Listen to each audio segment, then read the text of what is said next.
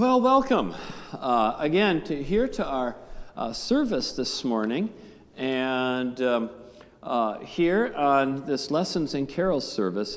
As I kind of mentioned, I've only done this service. I think this is only my second or third time doing it because I used to always take vacation, and my dad would do it for me.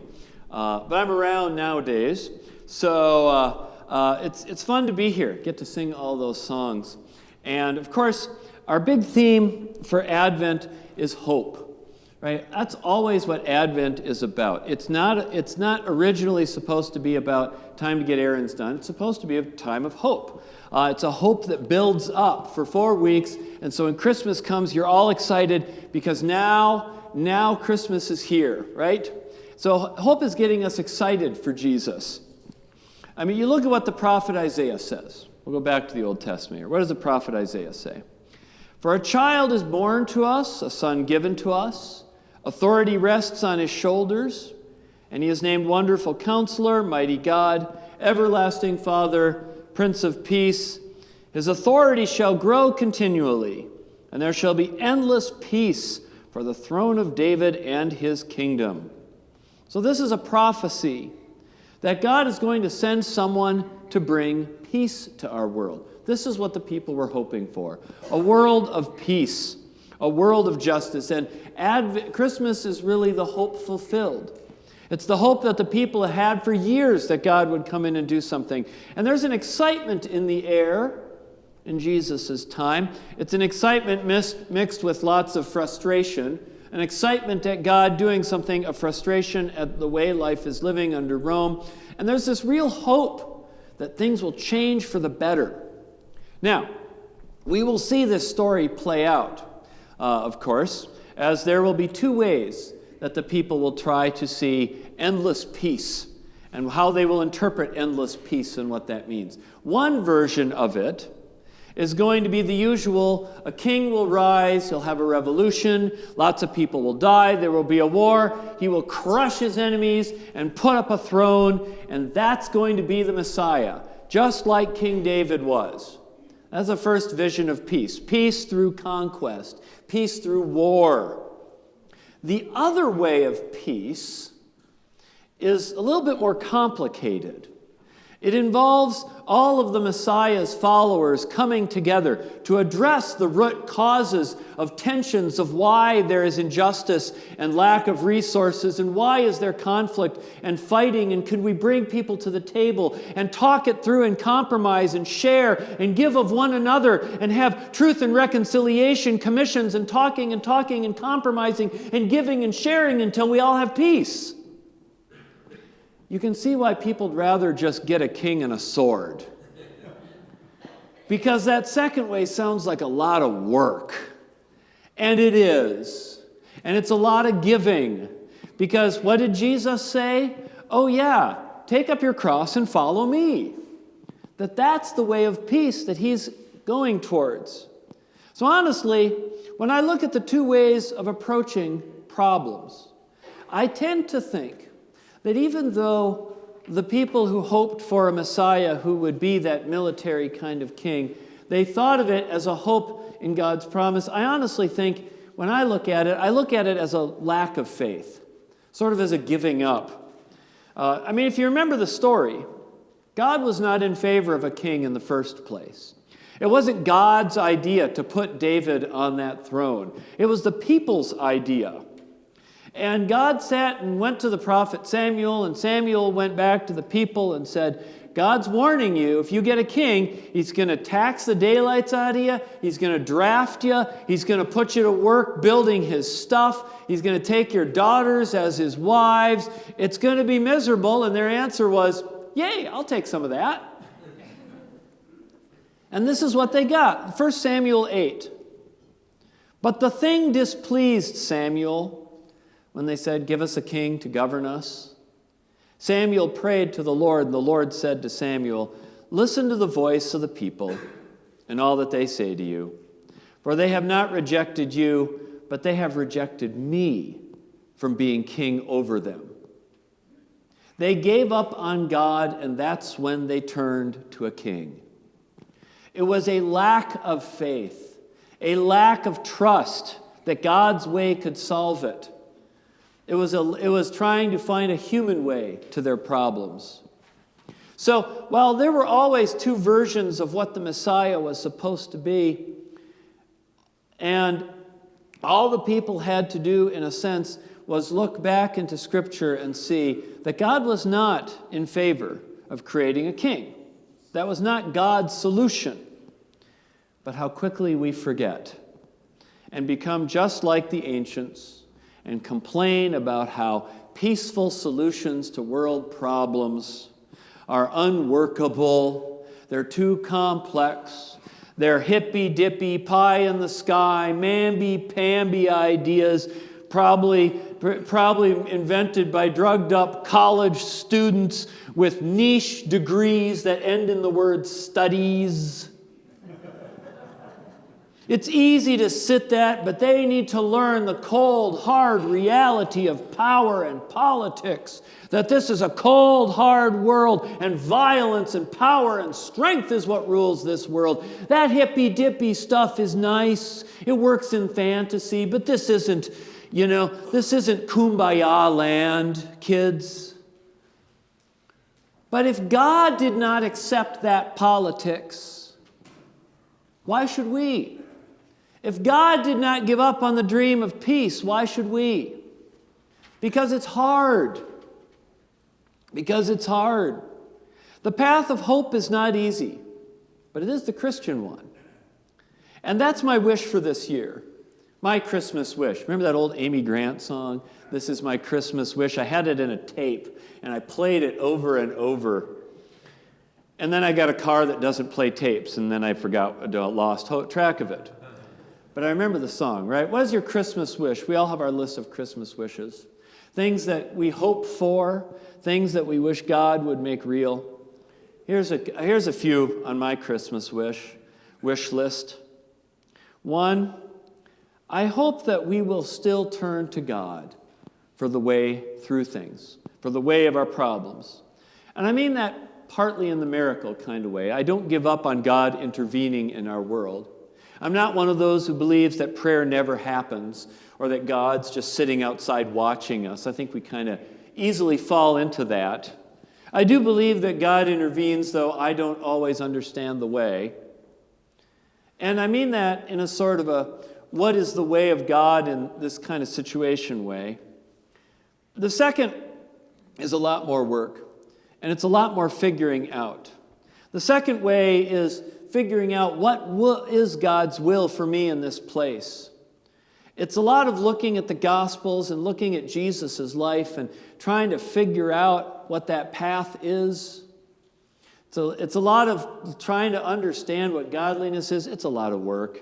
I always come back to that. I wish I could give you a sermon and say that there was no work involved in being a disciple, but I haven't been able to figure that out yet.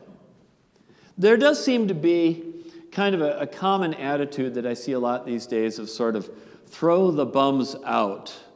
When it comes to situations and our problems, it's a throw the bums out, burn it all down, get rid of all of them. The whole thing's broken. They're all corrupt. It's all bad. Blow it all up. And when I hear that, I hear partly trying to fix things is complicated and nuanced, and it's hard work, and it means I got to learn a lot of stuff about the intricacies of these problems, and I don't want to do it. It's easier to just say, throw the bum out. I also hear a legitimate concern that sometimes systems and institutions can become so complicated, and those in them have a vested interest in keeping things as they are, and they will tell you it is so complicated it can't be fixed, because what they're really trying to do is try to get you to not change anything. I get that. But when you feel like you're being blown off, it's easy to say, fine, throw the bums out. Throw the bums out. Blow it all up. I saw somebody on Facebook the other day say that the entire FBI should be completely shut down. The whole FBI. They were mad about the handling of Hunter Biden's laptop.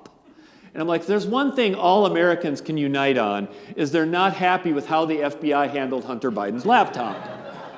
Who would have thought one non-politician's computer could become such a thing. But I'm like, that's your answer to the problem, is not find out who mishandled them and remove them. It's blow up the entire thing. Who's going to catch the terrorists? I mean, seriously, who's going to foil the plots? Who's going to stop the drug smugglers? I don't know. Hunter Biden's laptop. Did you think this through? And when I hear this kind of thing, it always kind of gives me these echoes of those ancient Israelites, how they were so frustrated. This isn't a new problem. Being frustrated that problems seem intractable is not a new problem. It's an ancient problem. The ancient Israelites had it. They were sitting there. Before David came, they were 12 tribes. And the tribes were always fighting amongst themselves. And then on one side, they had the Philistines, these Greek people with advanced weapons who always seemed to win every battle. On the other side were Moabites and Elamites and Aramites and Edomites and Hivites and Perizzites. There's a lot of little tribes that all end in ites. The ites were on to the west, to the east. The Philistines were to the west. They were always getting raided. They'd get their villages sacked. They'd get their women dragged away. They were tired of it. And you can imagine the frustration at feeling like, God, we prayed, the Moabites are still raiding us, what are you going to do? And what they did in that is they got frustrated, and they said, we're going to give up on turning to God and praying to God to protect us from these raiders on either side. And that was when they wanted a king. Because trying to figure out how to create a godly solution of peaceful coexistence with the Moabites and the Philistines, they gave up on it. Let's get a king and burn their cities to the ground. And that's what King David did. He burned city after city, killing every blessed last man, woman, child, baby, you name it, burning it to the ground. We always think of David's sins as adultery. I think of his sins as burning whole cities to the ground and exterminating whole peoples. And he's called the greatest king because he did something.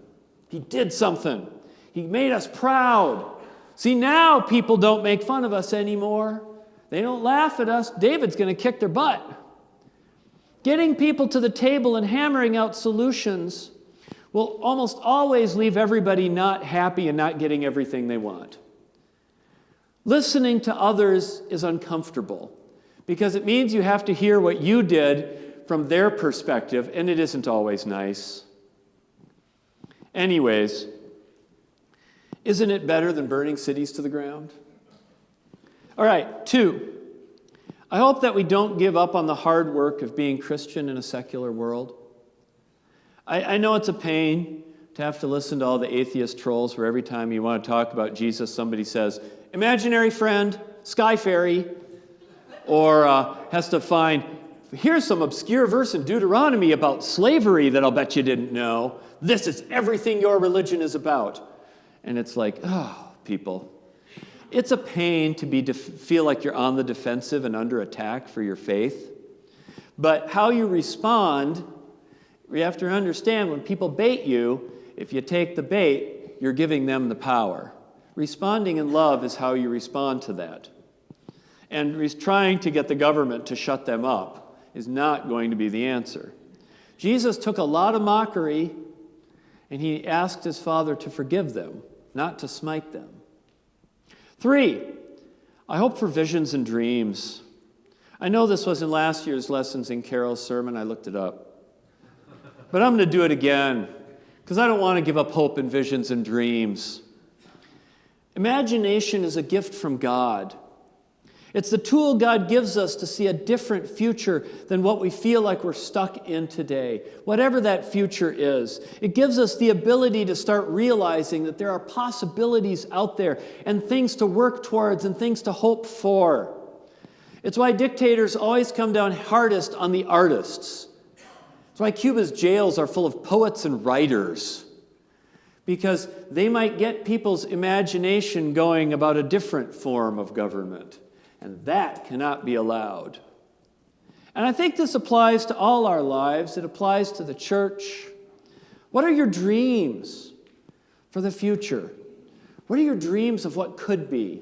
Do you ever just sit and think about that? I wonder, I wish I could do. What could I accomplish? Worry about the details later. If you believe in it and it's God-inspired, God can make it happen.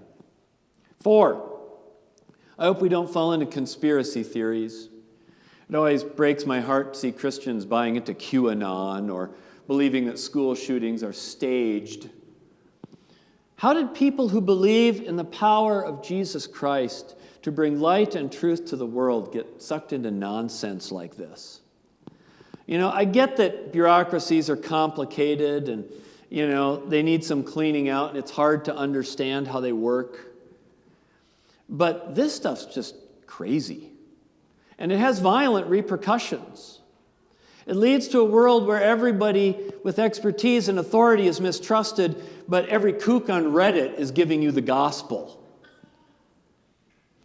But do we ever stop and ask ourselves, and just look at our own emotions? I find this helpful for myself, and it's not easy, it's hard, to look at your own emotions when you see something and you get worked up about it, to say, okay, I know I'm upset, but how am I reacting here? Am I reacting out of compassion or am I reacting out of fear? Am I acting in reason or am I acting in suspicion? What is motivating me here to respond to this? Am I reacting like Jesus, asking for forgiveness? I think how quickly we forget that the people of God have been in this place before. And I guess that's what I keep coming back to. So many of these problems aren't new. The sense that all the powers were just too big to handle, that the problems are just too intractable, so they turned to a Messiah. And God sent them a Messiah, but not a Messiah with a sword. He sent them a Messiah in a manger. One who to live and guide us into a world of peace, a world for all of us. That is the world that we hope for. That is the world that Jesus came to bring. Amen.